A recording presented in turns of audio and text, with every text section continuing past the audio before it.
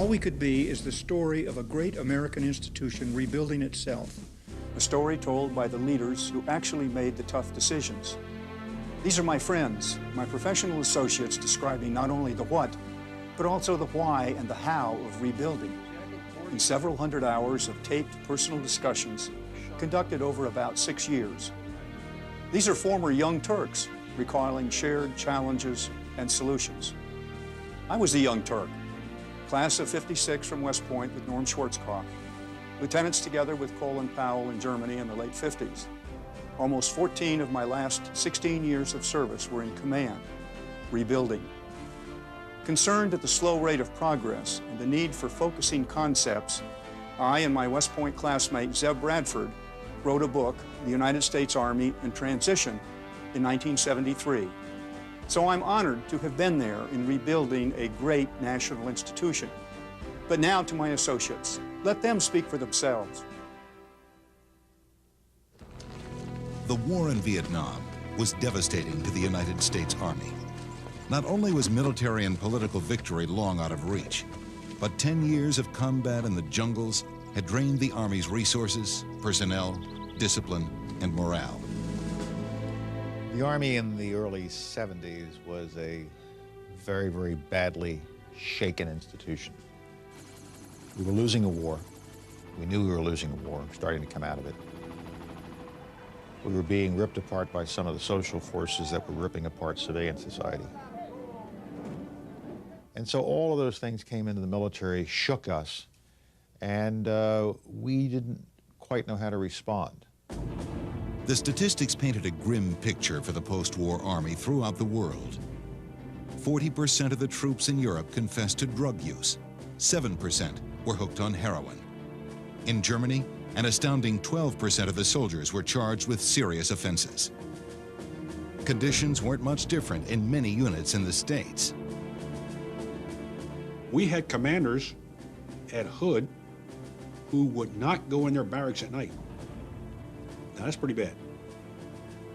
And even as a division commander, I had some concern. We had stories of fragging. We had stories of where officers were afraid to go into barracks at night because mob rule had taken over.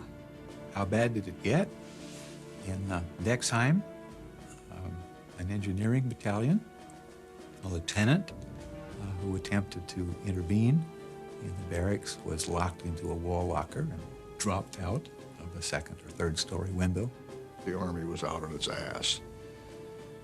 Morale was lousy. You know, the jails were full with druggies and whatnot. We had used up the NCO Corps and sending them back and forth to Vietnam so many times that they either got promoted to the place where they didn't have to go anymore, or they quit, or their wives left them, and we just screwed up. Throughout the world, racial conflict threatened to tear Army units apart.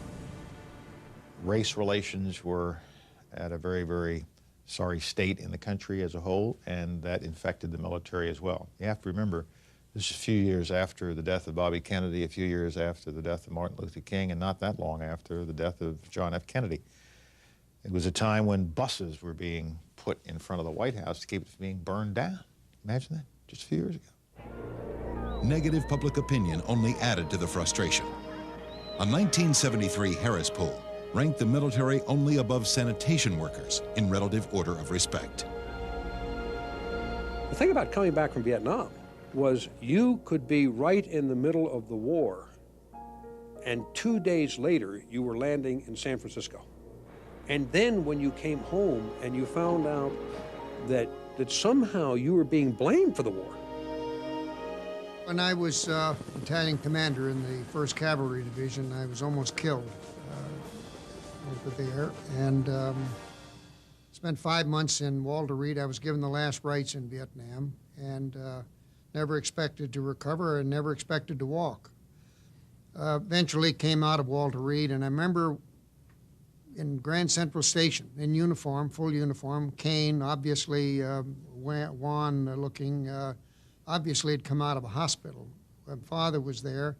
Well-dressed, middle-aged woman came up to me, and this was 1967, spit on me, called me the foulest names that you can imagine.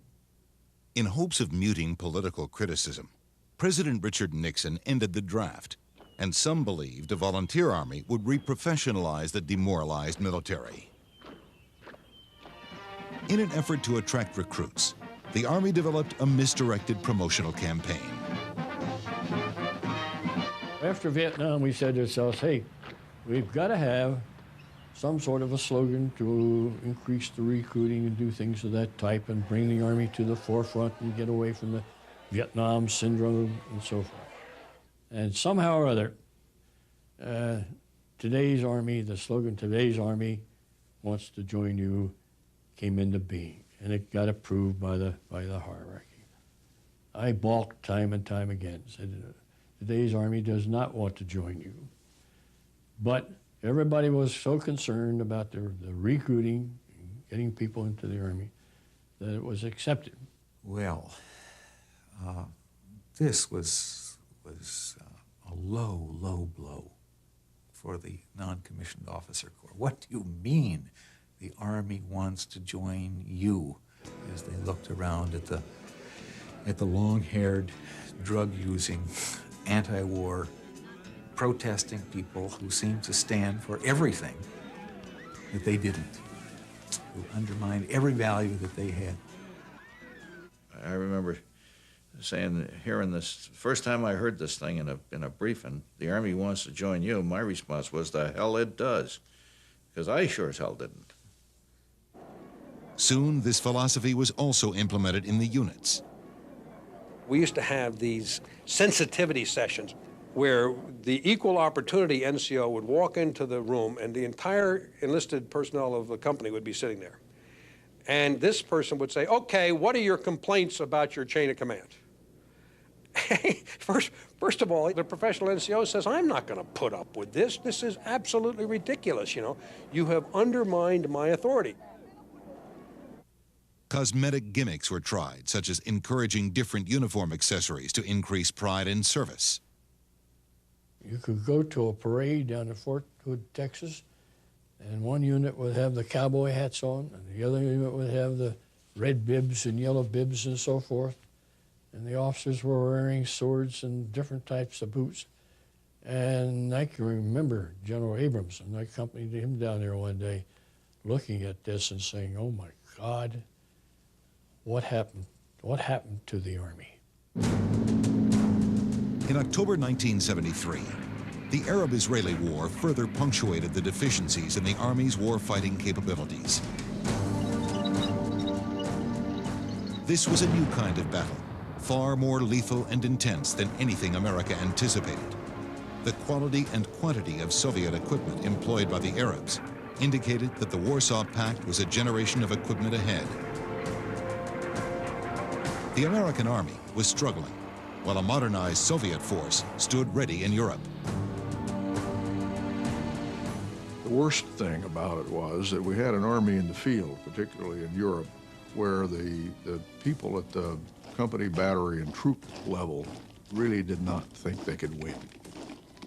One of them said to me one time that they thought they were just speed bumps on the way to the Rhine as far as the Soviets were concerned. Some young leaders who would have to lead the rebuilding of the Army questioned whether to stay in or get out. I had to make that decision. Do I really want to stick around in this Army? Because what's going to happen the next time we are asked to go to war? Is it going to be another Vietnam, or is it going to be worse? And it was in the early 70s where we looked ourselves coldly in the mirror. The emperor had no clothes on, and we got to get this thing fixed. In the aftermath of Vietnam, the United States Army was a seriously weakened force. Fixing the Army required much more than change. What was needed was transformation. Fortunately, there was consensus at all levels that the Army was broken. So while essentially the transformation was from below, the entire chain of command supported the effort. While fixing started under the guidance of Army Chief of Staff General William Westmoreland, the decisive correction began in 1972 when General Creighton Abrams became Chief of Staff of the Army. A protege of Patton, Abrams understood the crisis and the magnitude of what had to be done.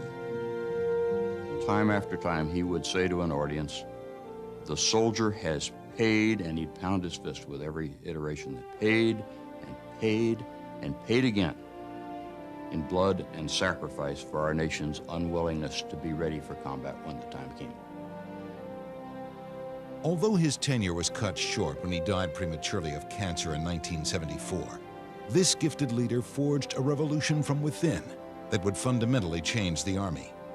He set a course of rebuilding, which eventually increased the fighting strength from 13 to 18 divisions. Under Abrams' leadership, the Army began tightening down, weeding out the problem soldiers. The biggest tool that was given to commanders to help with the turnaround was an expeditious discharge program, where, again, you just write on the bottom of the piece of paper, unsuitable, out. Within 4 months, 1,300 gang members, drug users and dealers, and other criminals were discharged. Rebuilding moved forward, guided by an innovative new management and development model involving 6 imperatives. The Army demanded the simultaneous development and integration of doctrine, organization, training, leaders, materiel, and soldiers. These 6 imperatives took on the acronym DITLOMS. I've always used the 6 imperatives as a way to describe how the Army internally reshaped itself. First of all, it starts with doctrine. We redesigned our doctrine. We said that if you don't know how to fight, and you don't intellectually study that, then you're not going to be a successful Army. We said we've got to be able to be well trained, and that's when we decided that standards were important. Rigorous, tough training done to standards. We said we've got to modernize ourselves. We've got to figure out what are our equipment requirements. We said that we've got to ensure that we have the right mix of forces. We said we're only as good as our leaders. And that's why competent, confident officers and NCOs were so important. And finally, the quality of the force was important to us. General Abrams believed an entirely new organization was needed to direct rebuilding. In 1973, he ordered the founding of the Army's Training and Doctrine Command, TRADOC. General William Depew became its first commander. Depew immediately began to redirect the Army's focus from jungle warfare to restoring pre-Vietnam readiness to fight and win a ground war in Europe. His transformation strategy focused first on developing new doctrine and materiel, then on training of leaders and units. And he took on the entrenched bureaucracy. You have to have more than a vision. You got to have the energy. You've got to be prepared to take on enemies, and you've got to slay dragons. And you have to come in every day prepared to do that. And you have to be prepared to give yourself totally in the effort. And that's what Bill Depew did. Depew focused the Army on seriously discussing what the proper doctrine should be.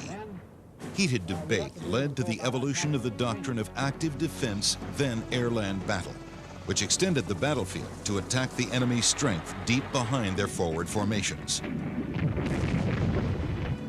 The concept was to make the massive Soviet superiority in armored forces become a weakness rather than a strength. Airstrikes and artillery would destroy roads, bridges, and units themselves trapped in massive traffic jams before they reached the front lines. You can do something about those forces back there before they come onto the forward line of troops. You don't necessarily have to destroy them tank by tank. You want to prevent them from executing their plans to overwhelm you with numbers as they come at you, and that's the genesis of the extension of the battlefield. And that's exactly what Schwarzkopf did in the Desert War. Super application of the principle. Air-land battle began to give commanders the belief that they were no longer just speed bumps for the Russians. It began to dawn on them that they had a way to defeat the enemy, the Soviet threat, in a way that they'd never considered before. So it not only gave them a very positive attitude towards the ability to deal with these high threats in Europe, but also it caused them to understand that they could have the confidence of themselves and their soldiers. As the doctrine matured, it became increasingly evident that the force was undermanned and under-resourced. Senior leaders began to speak openly about a hollow army. We had to wipe platoons out of companies and squads out of platoons because we didn't have enough people to go around. We had inadequate maintenance support to ensure that we were able to have our equipment maintained, and that despite the fact that we might have forces ready, that we didn't have any of the external lift or anything to get us anywhere to respond. So we were in essence a hollow army. The quality of the new soldiers was dismal. By the late 70s, only 50% were high school graduates, and 40% of recruits were dismissed for indiscipline and unsuitability before they completed their first enlistment. The Army needed to sell itself much better in order to attract quality young soldiers. Took over as chief of staff, we weren't able to meet our end strength. That means you couldn't recruit, and there was some question even about the quality of the young men and women that we were bringing in, as to whether or not the quality controls were accurate. So we had a very, very serious problem, and I had to take the best man we had and throw him into it, and that was Max Thurman. He told me, face up, before I went out to the recruiting business, he said, you're going to have to change the face of the Army. In other words, you're going to have to change the product called the Army. Now, if you think about that for just a minute, you say to yourself, let's say we're going to change the product called the Army that has been here since 1775, and we're going to change this product that's in the minds of people. How do you do that? In other words, how do you change a national institution so that it becomes a desirable goal for young people to enter? Thurman worked with the NWAIR advertising agency. The result was memorable. They decided that they would like to give me 4 different research-based ad themes. I turned to Lou Hugopian, who was the chairman of the board of NWAIR, and I said, the answer is be all you can be, but I said, we don't have a song, gotta have a song. It's Thursday afternoon. Friday, he hired a composer to write the song. Saturday, it was put to music with a theater orchestra, and this guy sang the song. Sunday, it was put against a melange of faces in the Army.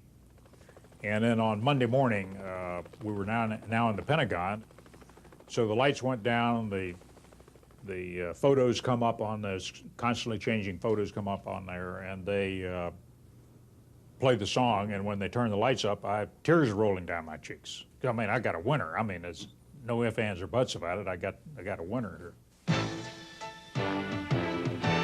You're reaching deep inside you, the things you've never known. It's been tough, rough going, but you haven't gone alone. We do more before 9 a.m. than most people do all day. Be all that you can Hey, be. First Sergeant. Good morning. You can do it in the Army. It was a fundamental shift in focus. We are the Army. We are the best. Can you be as good as we are? Can you be all that you can be? And so it was appealing to that instinct in every young American to really want to be the best that he or she can be, as opposed to having your father join you. The effects were startling. The quality of men and women improved, as did the public's perception of the Army. By 1991, more than 98% of the applicants were high school graduates, and 75% scored in the upper mental categories. Traditional indicators of indiscipline had dropped off the map, and drug use was practically non-existent. But the integration of the high-quality soldiers presented new challenges. And we then changed to the all-volunteer force, the be-all-you-can-be force. We started bringing in these fantastic young men and women, highly qualified. We found that the troops were far more intelligent and far more competent and far more ethical than their leadership. Air-land battle demanded as much from the intellect and character of the commander as from the physical power of his force. You can never fool the GI. The soldier knows when he smells a rat. He knows when his leaders are ineffective. As a result, if you can build confidence in the soldier because they know that you, the leader, are good and you're going to take care of them, which comes from training, then you really got it made. New education programs were instituted for officers and non-commissioned officers, the sergeants, the heart of the Army. One of the most far-reaching and fundamentally important decisions that was made in the early 70s. As a matter of fact, it was made during the real dark days of the Army, and that was a non-commissioned officer education system, as we know it as NCOES. I think that one decision really solidified the professionalism that we knew we could build into the non-commissioned officer corps. The quality of the NCOs improved markedly. The first graduating class of the Sergeant Majors Academy in 1973 had less than 8% college graduates. 18 years later, 88% had attended college, and half had earned degrees. Tough new academic programs followed for officers as well. In 1983, the School for Advanced Military Studies, SAMS, was started at Fort Leavenworth, Kansas. Dubbed Academic Ranger School, the intense program prepared officers for the intellectual rigors of modern war. New soldiers were in place, led by dedicated officers and sergeants. The next challenge was training these troops to face the heat of battle.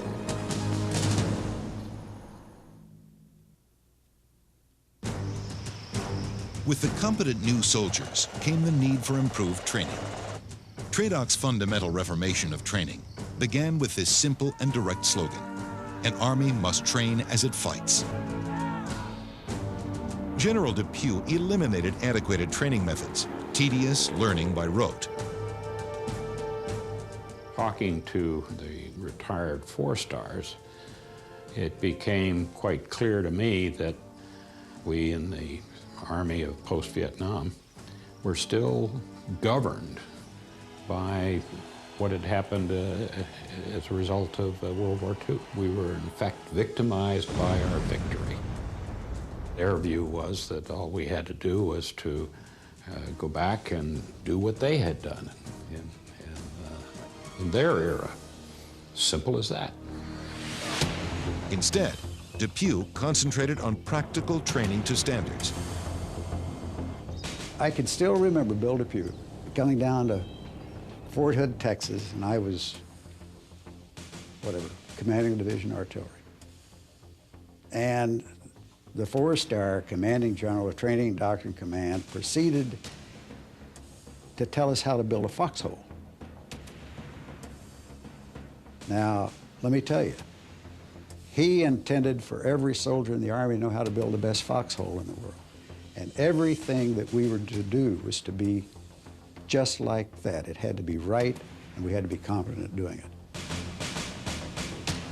New training methods were based on the idea that even the most complex combat endeavors could be broken down to discrete tasks executed in specified conditions, like night versus day. Successful completion of these tasks would be measurable using a clear set of standards. For example, a tank platoon fighting at night was expected to destroy a specified number of enemy tanks at designated ranges in a specified amount of time. We said we've got to be able to be well trained, and that's when we decided that standards were important. And make no mistake about it, standards were important. They were important for units, they were important for soldiers, and they were important for leaders in terms of the training. Rigorous, tough training done to standards. Standards also allowed the Army to reward based on merit. Soldiers were promoted or dismissed based on how they performed to commonly understood standards, not on whether they were white or black, male or female, regular or reserve. The next step was the application of these training techniques in the field. TRADOC believed soldiers could only be prepared and evaluated by subjecting them to a close approximation of real combat. I sort of have always facetiously said that some people look at battle like it's a ballet. and that all you've got to do is choreograph out the whole thing, and then the orchestra starts playing, and everybody starts dancing, and it goes to its logical conclusion. And I always say there's some son of a bitch that climbs out of the orchestra pit with a bayonet and starts chasing your prime dancer around the stage, and everything has to change at that point. Depew and his deputy for training, Major General Paul Gorman, turned to the Navy. In 1969, the Navy had instituted the Top Gun program to provide a pilot with a real combat environment. Novice airmen were pitted against mock aggressors. Uncompromising instructors recorded and played back every maneuver and action. The results were dramatic. From 1969 until the end of the Vietnam War, the Navy's kill ratio increased 6-fold. The Army sought a similar system that would pit units against a tough, unpredictable enemy, hopefully the toughest in the world. In the early 1980s, at Fort Irwin, California, TRADOC created an Army version of Top Gun, the National Training Center. In a vast exercise area, combat units were pitted against a highly experienced opposing force known as the OPFOR. Combat was precisely replicated using a laser attachment to standard weapons. The system, called Multiple Integrated Laser Engagement System, MILES, recorded hits on the enemy. Observer controllers accompanied every unit. Their commentary and electronic mission data analysis were combined in a rigorous after-action review. The after-action review is the true foundation for the learning that goes on at the NTC. The conduct of battles is interesting inherently in its own right, but the meaning of what you've done right and what you've done wrong gets extracted by these very heated after-action reviews that are conducted very professionally by so-called observer controllers who are a professional staff at the NTC. The very first time I sat in one of those after-action reviews with all my subordinates in the same room, I remember distinctly someone asked me the question, what order did you get when you wanted your forces to move forward and cross the line of departure? I remember distinctly saying, well, I was very precise. I told every company where to go, when to be there, what to do. And the observer controller, it was with a modicum of dignity, said, let's listen to an audio tape of what you really said. And what I heard then for the next 10 seconds was a bunch of blithering inconsistencies and half adrenaline-laden half comments and not very good. A tremendous training experience, powerful training experience. This leader training was and remains unique to the U.S. Army.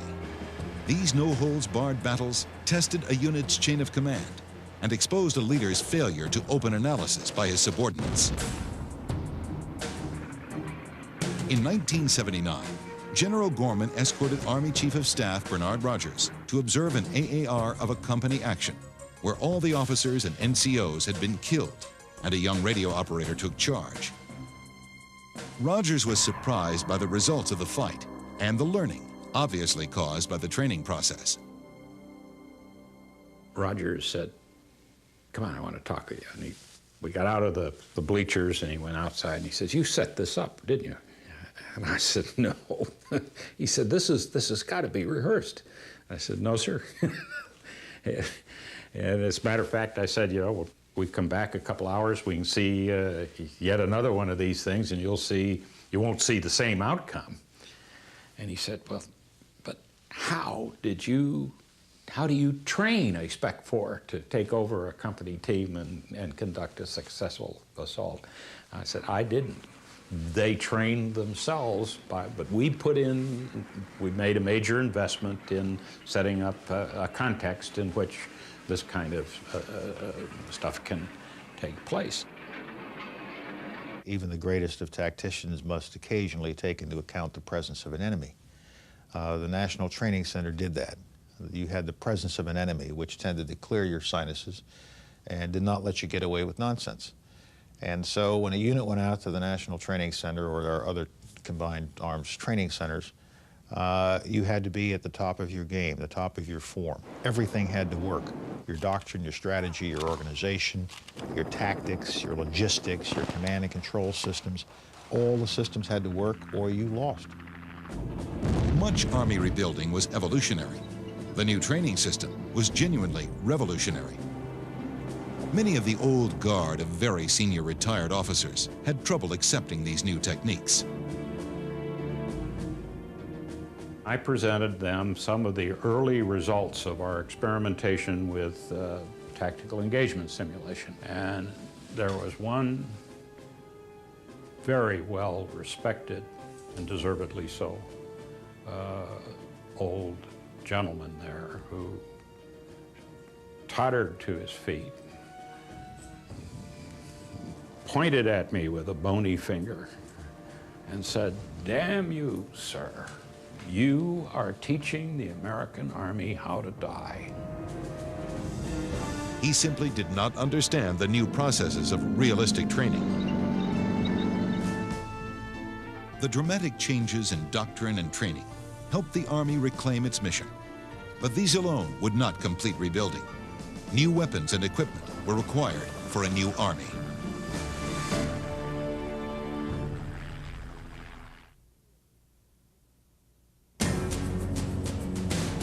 General Abrams committed the Army to producing world-class soldiers, but he also recognized the importance of first-rate equipment. Modernization of our equipment was an absolute essential if we were going to maintain any kind of comparative capability with the Russian equipment that was being put on the field for the Warsaw Pact. However, in the aftermath of Vietnam, popular opinion did not favor funding increases for new weapons. What to rebuild and how fast to rebuild in the post-Vietnam environment was always a subject of intense scrutiny, mostly by Congress. It was more a national skeptical attitude about the military, with Congress in particular saying, hey, we just lost our first war. Now these guys want to build this stuff. Abrams fought for the creation of 5 key weapon systems that became known as the Big Five. These were a new M1 tank, later named the Abrams, the Bradley Infantry Fighting Vehicle, the Apache Attack Helicopter, the Black Hawk Transport Helicopter, and the Patriot Air Defense System. We were trying to make a point to the Russians that whatever expectation they might have had of quick and easy victories was going to be ruinously overturned. The Big Five was going to come to meet the onslaught. However, new disputes erupted within the Army as a fragmented organization tried to respond. The equipment development community was a tangle of competing constituencies, each believing that their project deserved funding priority. Also, they often failed to integrate the equipment needs with the Army doctrine. The difference in the development of the Abrams tank and the Bradley Infantry Fighting Vehicle illustrated the many pitfalls of the process. Major General Bob Baer and Major General Don Starry were charged with developing the M1 tank. From the beginning, Starry and Baer were a closely knit team, working to ensure success of the program. Bob and I sat down one day. I said, look, I think the thing we ought to do is put some sergeants from Fort Knox in your plant. I said, if you can house them, I'll pay them, and we'll work out that arrangement and whatnot. But it seems to me to make eminent good sense that the guys who are going to drive it, shoot it, train the soldiers to use it and whatnot need to be here from the very beginning. The team focused primarily on crew survivability, then on mobility, protection, and firepower, as well as the budget. That number was engraved on the wall, and so if we decided we wanted to add something, the next question is, what are we going to give up in order to add that, because there's not going to be any change in the cost. They were unwilling to compromise their goal of designing a system that protected the crew as well as enhanced the soldiers' warfighting capabilities. General Abrams asked the question, if we're going to reduce the driver's compartment and make it smaller like that, what's the possibility of saying that we're not going to take anybody as a driver who's not 5'6" or less? And that went through the computer, and it came out and said, forget it, you know, that we're never going to go into that kind of a game. But that's what the Soviets had done. Of course, they had gone to a sort of tailoring the man himself to the machine rather than the machine to the man. A 1,500 horsepower turbine engine propelled the new tank to attack speeds of over 40 miles per hour. And while moving, its 105-millimeter gun could engage and kill moving targets more than 2 miles away. By the mid-'80s, it was evident that the Abrams team produced a winner, while the Bradley program struggled. For the armored force, the mission of the M1 tank was clear, but for the infantry, the role of the Bradley was muddled. The difference between the Abrams and the Bradley in terms of their development and performance is probably a reflection of the way that the two service schools go at the problem. The Army School depended upon the tank as its basic foundation for fighting, and therefore its total dedication in the period of developing the requirement and putting the system together. You have to understand on the infantry school side of the house that the Bradley is not the primary element for the infantry to fight. The primary element is the soldier. The Bradley was essentially a means for moving the mechanized soldier to a point of the battlefield that he performs his principal act, which is getting out of the Bradley and then fighting on 2 feet. The Bradley also faced enormous funding pressure coming on the heels of expensive failed systems. Within a few weeks of the time I took command at Knox, the combat developments guys came in and says, the ARS-V is here for test. Now, what is ARS-V? Well, it's the Armored Reconnaissance Scout Vehicle. So I went out to see it. There are two versions, one on tracks and one on wheels. I took one look at both of those, looked at the requirements documentation, and said to the guys, who was there when they were building these things? And the answer was nobody. And so I called General Depew up and I said, boss, we got a problem. Neither one of these are going to meet our requirements without spending a whole lot more money. They'd already sunk $40 million in it. So we took, General Depew and I, he, bless his heart, and he said, let's kill that program. He went to AMC and we just killed it. $40 million sunk. The program manager, went out as a colonel instead of a general, and there was all sorts of trauma. That's background. Shortly after that, the guys came in again and said, boss, the MiG-V is out at Camp Roberts in California for test. You ought to go see it. I said, well, it doesn't belong to me.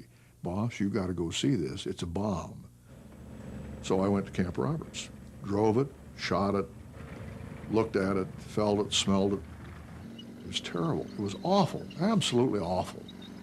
So then I called General Depew and I said, we got another bomb on our hands. Not my business. And I'll swear that I didn't say this to you before my court-martial if it comes to that, but we can't buy that son of a bitch. It won't work. Mechanically it won't work, and it doesn't have a missile system on it. And in those days, you couldn't buy anything if it didn't have a missile system on it. He said, I'll go see it. So he did. He called me. He said, what the hell should we do with this thing? So that's the first thing I want to tell you is, if we kill this, having gone through the ARS-V exercise, TRADOC won't survive. We cannot be the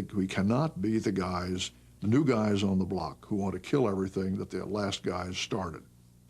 We got to fix this sucker. The MiG-V transformed into the Bradley, and after great difficulty, eventually succeeded in becoming an integral part of the Army's arsenal. By Desert Storm, the Abrams and the Bradley were a highly effective fighting vehicle team. Success and failure were both part of the rebuilding of the Army. Many of the rebuilding programs were met with great controversy within the force. Some generated professional debate. Others bordered on angry confrontation. Several issues remain controversial today.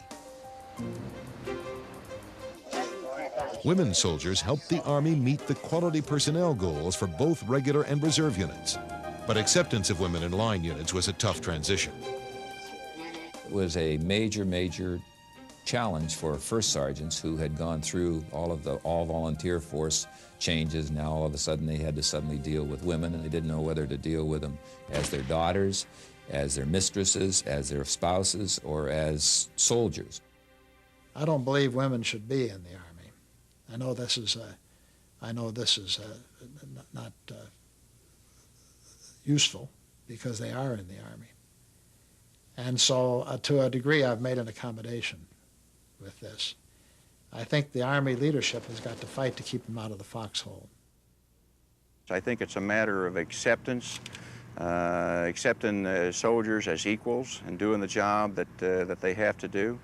I believe that we have done that. 14% of the Army is made up of females, and they're making a great contribution, and they'll continue to make a great contribution. When asked, do you think that women should be allowed to go into combat if they want to, many of them say, yes, they do. They think they should be allowed to. Then when I ask the question, would you do it? Nobody steps forward. Today, women represent a significant part of the force, but still none are utilized in close combat ground roles. Hold your sergeant. General Abrams insisted the Army is people. Soldiers guided by values broadly expressed as duty, honor, and selfless service to country. Leader integrity up and down the chain of command is critical. It was essential to eliminate practices which caused leaders to be dishonest. Two of the most pernicious practices which had to be corrected were the inspection demands of the Tactical Nuclear Surety Program and insidious command pressures to falsify readiness reporting. Until these were fixed, the Army simply was not being honest in the minds of young leaders. It was not acting as it was speaking. Coincident with rebuilding, the Army was heavily reliant on potential use of tactical nuclear weapons in NATO defense. Direct support artillery battalions and divisions had nuclear artillery rounds. Unrealistic standards for the control of these tactical nuclear weapons presented an enormous challenge of integrity for the young leaders. A set of standards was created, which was absolutely mind-boggling and almost unattainable. But we were talking nuclear weapons. And so we got into this mentality of absolute zero defects, where no defect was tolerable because you were dealing with nuclear weapons. And I even remember as a young student at Fort Benning as a captain going into a zero defects lecture where I was shouted at and exhorted to practice zero defects. And it was a horrible, horrible program and a horrible, horrible idea, because nobody was learning anymore. Everybody was spending all their time covering their butt and changing the standards, lowering the standards so they could be zero defected. Recruiting soldiers for nuclear positions became an exercise in deception. Recruiters had to be careful to ask the right questions. I said, well, tell me what you do when you recruit somebody for a nuclear position. And she said, well, sir, I handle that. And I said, well, how do you do it? And she says, well, I have a list of questions that I ask. And she said, you know, you got to be very careful how you ask these questions, because they've all smoked marijuana, and if you ask them the wrong way, they'll all tell you that they have, and then they're disqualified. Many kids will tell you, yeah, I smoked a joint once, or sometimes they say, yeah, I use it once a week or something like that. But the fact is, the rules said if you ever smoked the joint, you could not serve in a nuclear capacity. Well, hell, to meet those standards, we wouldn't have had anybody available. And so basically what we were doing, we're making liars out of people, or causing people to have to say to themselves, hell, this is a good kid. He's not going to turn this thing over to the Russians because he smokes a joint, but I'm lying. And so it became a real crisis of integrity. The Army soon realized it was critical not to undermine the core values they had fought so hard to instill in their new leaders. Eventually, tactical nuclear weapons were withdrawn from service in direct support artillery units. As part of a broad review of planning for the use of tactical nuclear weapons, a major challenge to the integrity of leaders was removed. In the 1970s, the Army focused on armor and mechanized forces to counter the Soviet threat in Europe. But the changing world also demanded highly trained special forces, Rangers and Delta. We, at that time, began to have to deal with the whole area of terrorism, so we needed to have special forces who were able to deal with terrorists. But when people start thinking that you can just have one force or anything else, or that you don't need sort of what are called sometimes elite forces. They're wrong, because you absolutely have to have certain specialized forces that are different, that can perform unique and special functions.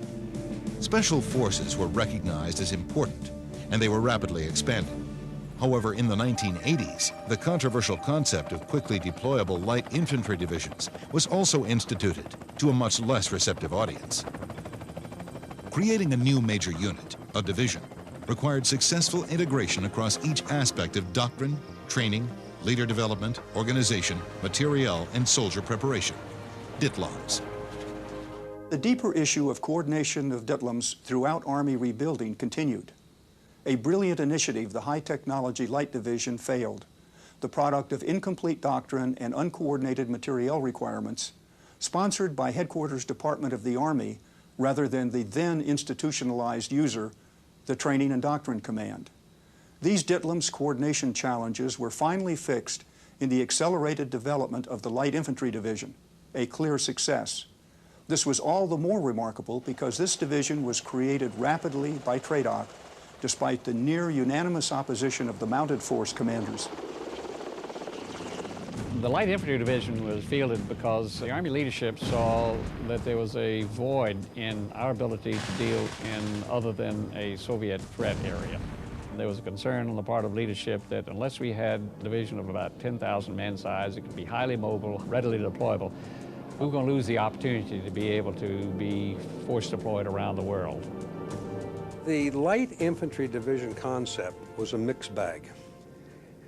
It really happened because it was directed from top down. It was directed by Secretary Marsh and General Wickham. And all of the theater commanders said, we don't want light infantry.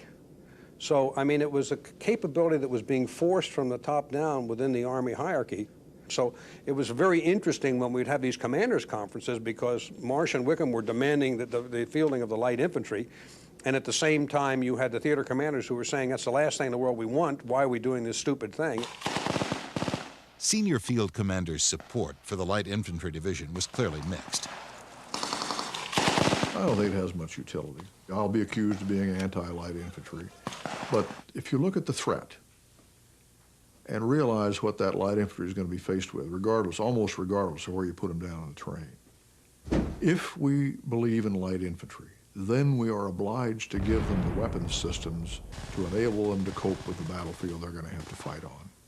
And to this day, we have not been willing to give them those systems. And until and unless we are willing to make that investment, I am not willing to risk the lives of the soldiers in that environment. And Bill Depew would say the same thing were he sitting here today. The heavy part of the Army was resisting any emphasis on light part of the Army. There was ridicule leveled at me. There were some media articles generated from inside the Army against this kind of a concept. These people can't fight their way out of a wet paper bag. They'll always have to use tanks. They've got to use heavy artillery. They'll never go anywhere in time. Colin Powell played a role in this, and President Reagan personally approved the light infantry concept, the formation of the light infantry divisions. And when a memo came back authorizing the creation of this on the behalf of the president, that stilled a lot of the resistance. I think the light infantry division succeeded for a number of reasons. First of all, we determined early on that before we got into the design of the division, what we wanted the squads to look like and the platoons to look like, we wanted to get the concept right. We didn't say we want the division to defeat enemy armor in open terrain, because when you do that, you don't have a light division. That may seem to be an oversimplification, but believe me, it was not. So we got the concept right. Then we did the design of that division very carefully to meet the concept. Then we tried to develop the equipment requirements that would give us the capability to deploy rapidly. We said also, once we do that, we're going to put the leaders who go into those divisions through a very rigorous leader program. Then we're going to field the division, and we're going to train every aspect of that division, and we're going to test every aspect of the division before we move forward. I think it was a a very good example of how to do that correctly.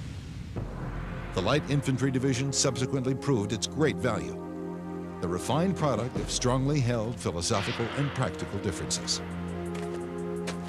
Integration of the Army Reserves and National Guard into the force was important to rebuilding, but here too, nothing was easy. Relationships between the professional regular Army and the citizen soldiers has always been a competitive, almost love-hate relationship. It began, as we all know, with General Abrams and Secretary Laird back in 1970 as the result of what they experienced in Vietnam. They felt that never again would they send the armed forces into battle without using reserve forces. They felt it was necessary to get the relationship between the civilian communities and support from the civilian communities to the defense of the country and bring that into the fold. Unfortunately, it took a period of about 10 years for that to all occur. In the past, we used to look on the reserve components as weekend warriors, which meant that they did something on the weekends and then they went out on their annual training for a short period of time. And the question was always just how qualified they were. Things have changed. After Vietnam, we began to realize that we had to integrate all those in a much faster method and much better method than we had done in the past. So we started a whole series of programs. You know, we made a fundamental decision that the reserve components, Guard and Army Reserve, were a fundamental part of the Army, and that we would not be successful unless we used all three of the components. This total force policy was applauded, but there were serious problems in actually integrating the reserve units. I frankly believe, and a lot of people get angry at me when I say this, but you see, I think it's very important that the Guard and the Reserve be used in a role that they play every single day in civilian life. We find that they're very good in logistical units, okay? They're very good in medical units because they're doctors and nurses and this sort of thing, and therefore, you know, they can really shift directly from their civilian employment into their military role and accomplish that. But people aren't infantry, you know, armored infantry battalion commanders every day of their life in the Guard and the Reserve. I've often said that the Guard hasn't left the Army, and the Army has left the Guard. The Guard has done, I believe, everything the Army ever asked them to do. They've made commitments to themselves and their families far beyond any National Guardsman in the history of the institution. And I think they've served the Army with great distinction and deserve better than they got. Regular reserve relationships remained uneasy throughout the period. The Army also tried to innovate in one of the fundamental responsibilities of a commander of any army, the commitment to feed their soldiers well. But in this area of rebuilding, field feeding, the results were mixed. To the great frustration of all, it just didn't work initially. Field feeding came about because somebody that I dearly love, Max Thurman, was sitting on an airplane one day and saw the food being prepared up in the front of the airplane, and all they did is bring in these tray packs, stick them in, heat them up in an oven, and feed everybody on the airplane. And Max said, well, gee, that's a great idea. If we could do away with the mess halls and do away with all the cooks and everything else, then we have more bodies to put against other slots that we need out there in the Army. But, you know, after 3 days of eating airline food, I don't think you would want any more of it. And that's exactly what the troops' reaction was to the field feeding system.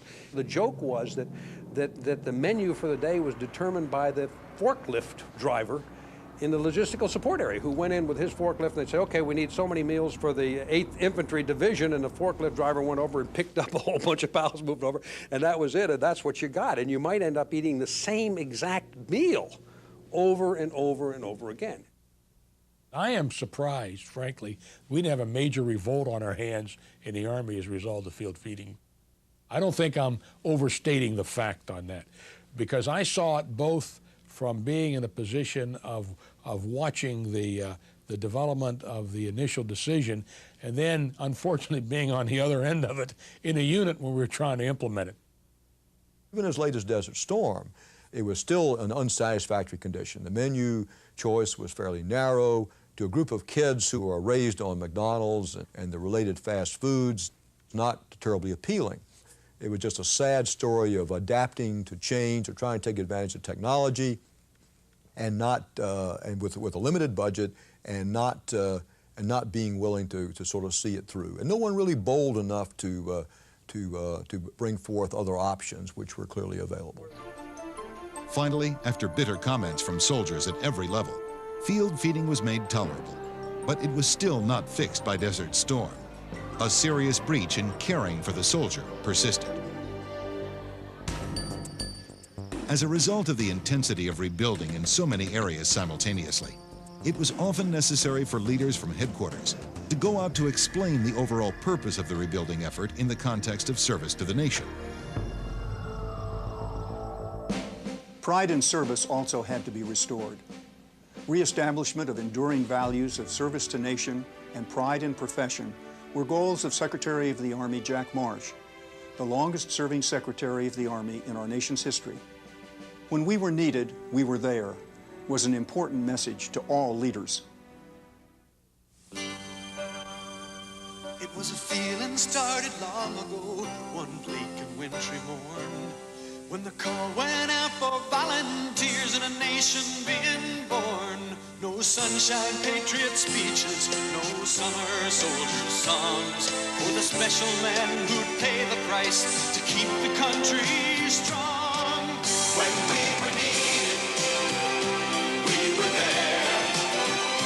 We were there when we were needed, we were there.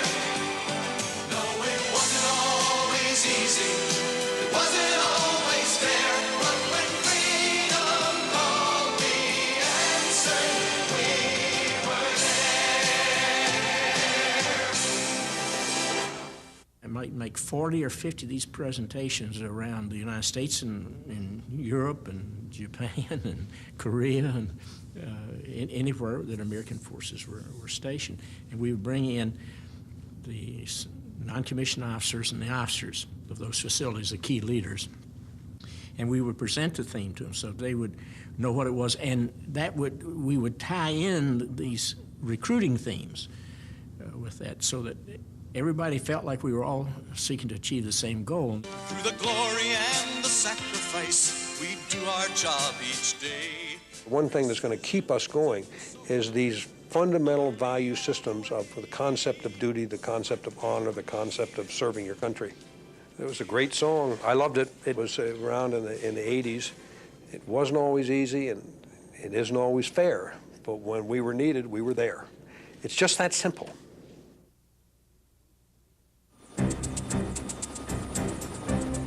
Throughout the 1980s, the Army was bristling with change, some truly revolutionary. Commanders faced immense challenges instituting the new programs. Doctrine, equipment, organization, training, and leader preparation were changing simultaneously. Unit commanders were literally swamped in change.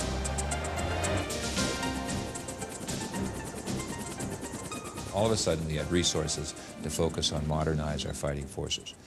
And it stretched commanders, it stretched staff officers in planning to an incredible degree. I mean, yeah, some people have said it's like changing clothes in a phone booth. I mean, with everybody watching, and everybody was watching, and it was probably one of the greatest strip teases that's ever taken place. That we were able to do that in that period of time. In 1987, clear proof came that the American Army was back in full force. For the first time, an American tank unit won a stunning victory. The team from 3rd Armored Division swept the Canadian Army Trophy competition, the World Series for NATO armor units.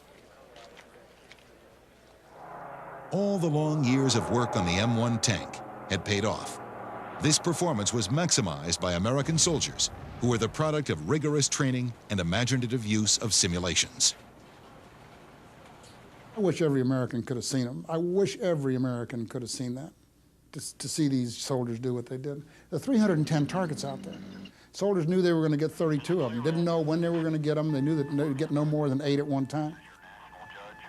In the history of the competition, there had only been twice before that people had hit all the targets. Wednesday, before we fired, was the second time, and the Germans had done it. And I can remember seeing them have a little champagne celebration in the VIP tent. And I sort of pawed the ground with my foot and turned to my aide and said, I hope we can bust up this party. And so our soldiers'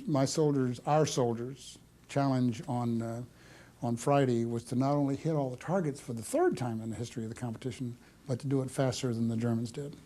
And that's what Ed Masser and Sergeant Bill Kemet and the men of the platoon did.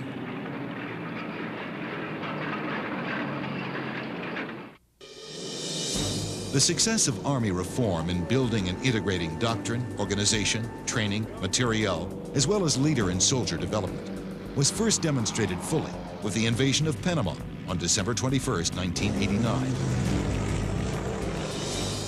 General Max Thurman was the commander-in-chief of Operation Just Cause. He had the satisfaction of commanding in combat the force he had been so instrumental in creating. With his staff, he planned the most intricate joint assault since World War II.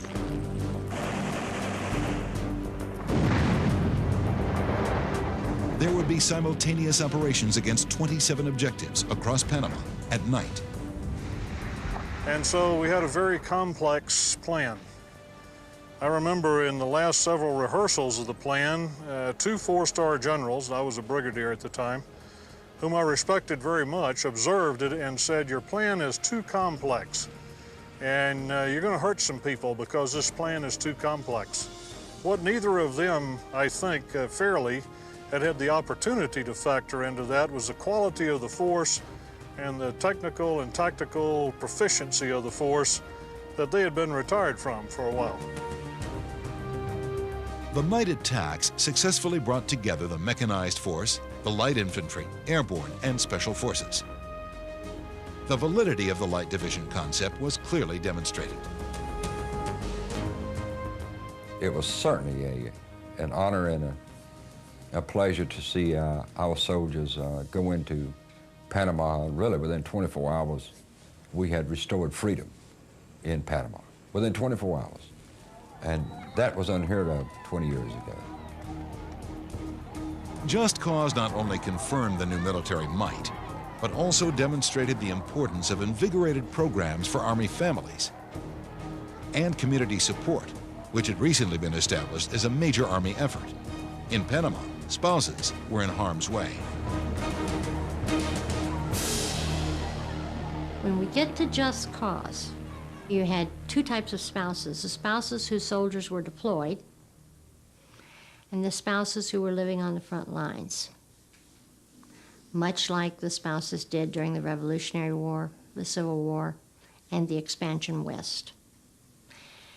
These spouses had bullets whizzing through their quarters. They had soldiers camped on their front lawn, often ringing the doorbell, asking if they might use the bathroom. You had children at school who couldn't get home because of the hostilities getting started, and it was very much a worry on the part of parents. One spouse heard the gunfire and dropped to her knees, only to realize her children were in the yard playing. And she said she got physically ill before she could get to them and make sure that they were okay.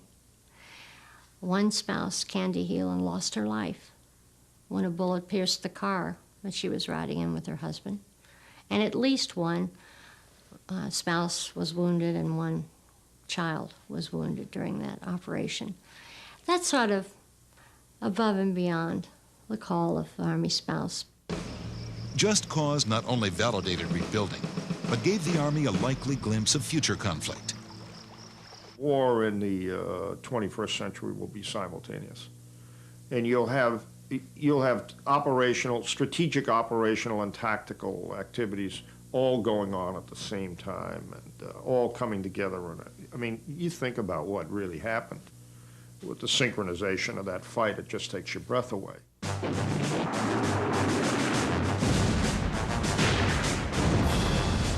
When Desert Shield and Desert Storm came a year later, the real success of the years of reform and rebuilding became apparent, and each of the Big Five systems performed exceedingly well. Abrams, Bradley, Apache, Black Hawk, and Patriot. The modernization potential of 20 years earlier was fully realized. The great surprise in Desert Storm was that everything worked so well. I mean, it all worked. Now, I say that from a perspective that when we started this thing in 1973, we had a clean sheet of paper. General Vesey said, when Americans watched the stunning success of our armed forces in Desert Storm, they were watching the Abrams vision in action. The modern equipment, the effective air support, the use of the reserve components, and most important of all, the advanced training which taught our people how to stay alive on the battlefield were all seeds planted by Abe. I was talking to a company commander one day and I said, "How did you feel on your first fight?" He said, "Sir, it's not my first fight. I've been through half a dozen fights because I've been to Fort Irwin, I've been to the Combat Maneuver Training Center at Hohenfeld and so forth." It's the same thing with division commanders and staffs, corps commanders and staffs. They had all been through the Battle Command Training Program where they had to meet a standard.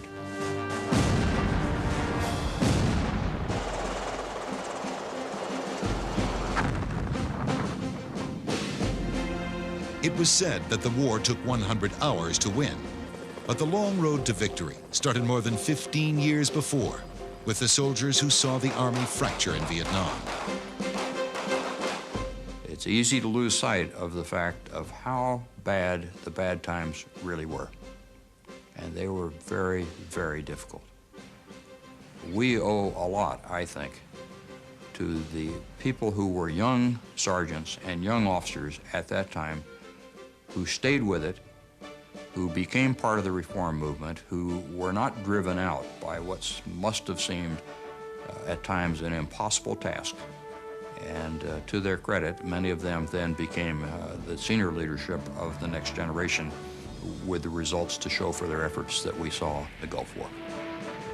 Of all the things I am proudest of in the course of my career, I guess that which I am most proud of is the fact that I did not leave in the mid-70s, in the early 70s, when there were opportunities.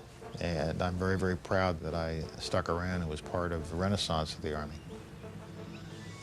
It's very, very difficult to quantify the change in our armed forces from Vietnam to Desert Storm because the change was so dramatic and so great all across the board. First of all, in the fundamental capabilities of our basic soldiers, sailors, airmen, and Marine. Entirely different qualities than we had during the Vietnam War. They were all volunteers. They were in the armed forces because they wanted to be, not because they were drafted, not because they had to be. Secondly, the level of training of our armed forces was 100% different. Vietnam was not a war that we had trained to fight for. Desert Storm was exactly the war we had trained to fight for. We had built our armed forces and trained for years to fight major tank battles across a broad spectrum of battlefield and fight that battle outnumbered. And that's exactly what we did. So the training of the force was absolutely 100% better, 200%, 400% better. You can't quantify it. And thirdly, I like to think that the quality of our leadership across the board was entirely different. Again, at every level, we had commanders who were generally concerned about their troops. You had commanders at every level across the board who were allowed to use their initiative.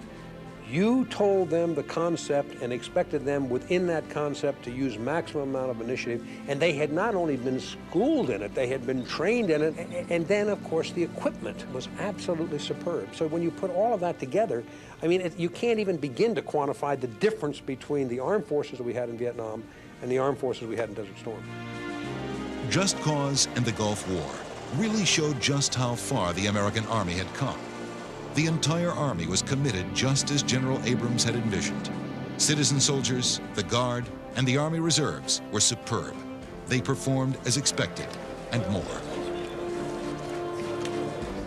For the first time during my lifetime, okay, I seen victory parades for soldiers. When I came home from war, the American people chastised us. But when these soldiers came home from war, from Just Cause and from Desert Storm, the American people were proud. And they had victory parades. There is a difference.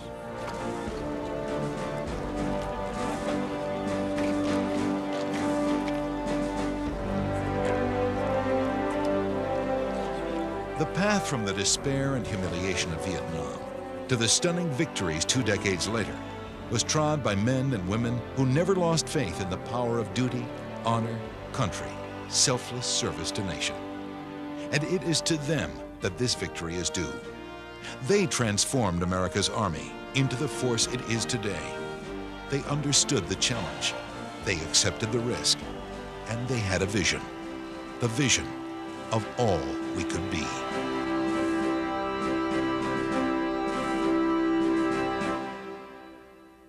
I hope you share my appreciation of what was accomplished by thousands of dedicated soldiers between Vietnam and Desert Storm. Many key, highly responsible decision makers, personal friends, were not interviewed. Hopefully those whom we did interview represented the thousands who would have been equally representative and expressive in their caring. This story really isn't unique. This change was created by the division, brigade, and battalion commanders from Vietnam. The end of the Cold War brought another period of major Army change, now led by the battalion commanders and company commanders of Vietnam, who were the division and brigade commanders of Just Cause and Desert Storm. Now the Army changes again. Successful established processes continue. All we could be is a great record of America's Army thriving on change. Sustained by bedrock values of duty, of honor, of country, by the best young soldiers our nation can provide. We have just seen and heard from many of the men involved in the Army training revolution about one very important chapter in our Army history. Much of what you have heard enabled our Army to win and succeed around the world. There were countless others than those we have heard from who were also involved, just as there were other profound improvements in Army equipment, leader development, doctrine, and quality of life programs for soldiers, and just as importantly, for their families. The Army post-Vietnam Cold War transformation was all-encompassing, but it was systematic, standards-based training which enabled Army leaders to coalesce all the elements of the transformation to create a force capable of fighting and winning the nation's wars. The Army, which served selflessly and courageously in Vietnam during the conflict, was tested, perhaps more than ever before in modern times, but did not break. The ability of the American soldier and the Army as an institution to endure, to succeed and grow stronger is an important story. You have just seen one aspect of that story. This program gives us insight into an important chapter in the Army's history of transformation. A generation of leaders was able to rebuild an enduring American institution by emphasizing doctrine, training, leader development, equipment modernization, and quality soldiers. This program helps us see how those key elements work together to enable success. That chapter of our Army's history and our Army's role in it is especially relevant in this first decade of the 21st century. The Army has changed to meet a changing world since Desert Storm. The role soldiers are playing in the war against terrorism is radically different than the role most soldiers played in Desert Storm. But the adjustments the Army has made are the result, once again, of applying the same approaches we saw in this program. Army leaders faced significant social, economic, and military challenges in the late 70s and early 80s. The Army is reflective of our society. Accordingly, Army political and uniformed leaders tried countless techniques to rebuild the Army. Some worked, some didn't. The training revolution succeeded. The transformation we saw in this program would not have been possible if there had not been strong, supportive attitudes towards change in the Army coming from our nation's political leaders. When we saw General Wickham recalling presidential support for the creation of the Light Division concept, we just saw and heard one tiny part of the support each Army leader over several decades has received from the White House. That support continues, and it is just as important today as it was in the late 70s or early 80s, or yes, even the 90s, if the Army is to continue to make the changes necessary to fit it to the strategic challenges our nation faces. The support of Congress is equally important. The Army would not have been able to build the Big Five modern weapons systems before Desert Storm if it had not had strong bipartisan support from the Congress through several administrations. It would not have been able to fund its successful recruiting initiatives if our political leaders had not recognized the importance of quality soldiers and given the Army the funds necessary to launch and maintain imaginative programs.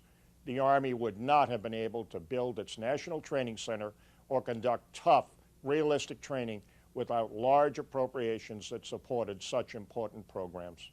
That political support is just as important to the transformation of today's Army as it was for the transformation of the Army of the 70s.